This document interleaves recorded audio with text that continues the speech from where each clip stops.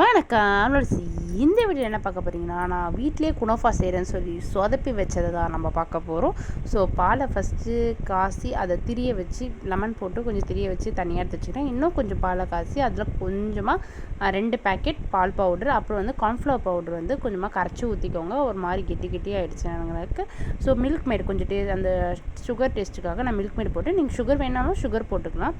அது நான் போட்டு நல்லா கெட்டியாகிற வரைக்கும் நான் வச்சுக்கிட்டேன். அப்புறம் சேமியா அதை வந்து நல்லா உடச்சி கொஞ்சம் பட்டரில் வறுத்து எடுத்து வச்சுக்கிட்டு, அப்புறம் நம்ம திரிய வச்ச பாலையும் அப்புறம் கிரேவியாக பண்ணி வச்சுருந்தோம். கிரேவி கிடையாது, அந்த பால் இது பண்ணியிருந்தோம்ல, அதை மிக்சியில் போட்டு நல்லா பால் ஊற்றி அரைச்சி வச்சுக்கோங்க க்ரீமியாக. இதில் ஃப்ரெஷ் க்ரீம் போட்டாங்க, பட் இது வீட்டில் செய்கிறதுனால நான் இப்படி மாதிரி செஞ்சேன். அப்புறம் வந்து ஒரு இதில் பாத்திரத்தில் வந்து பட்டர் நல்லா திக்காக தடவி நம்ம செஞ்சு வச்ச சேமியாவை டோவை நல்லா இது பண்ணி ஃப்ரெஷ் க்ரீம் பண்ணியிருந்தோம்ல, அதை வந்து அதில் போட்டு மேலே வந்து நான் சீஸ் துருவிக்கிட்டேன்.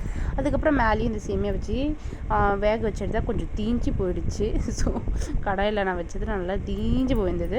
நான் வந்து பிஸ்தா போடணும், பட் நான் முந்திரி தான் மேலே தூவி சுகர் சிரப்லாம் செஞ்சு நான் ஊற்றி சாப்பிட்ட பார்த்தா நல்லா கறக்கு முறுக்குனது. அந்த டோ வந்து சாஃப்டாக இருக்கும்ல, எனக்கு அந்த சாஃப்ட்னஸ் வரல. நான் என்ன தப்பு பண்ணேன்னு எனக்கு தெரியல, பட் நல்லா கருக்கு முறுக்குனது. நான் என்ன பண்ணிட்டேன், எடுத்து வச்சுட்டு அடுத்த நாள் பால் ஊற்றி நான் சாப்பிட்டுட்டேன் சாஃப்டாக இருக்கிறதுக்காக. ஸோ இந்த மாதிரி தான் நான் வந்து குனாஃபா ரொம்ப கன்றாவே கெடுத்து வச்சுட்டேன்.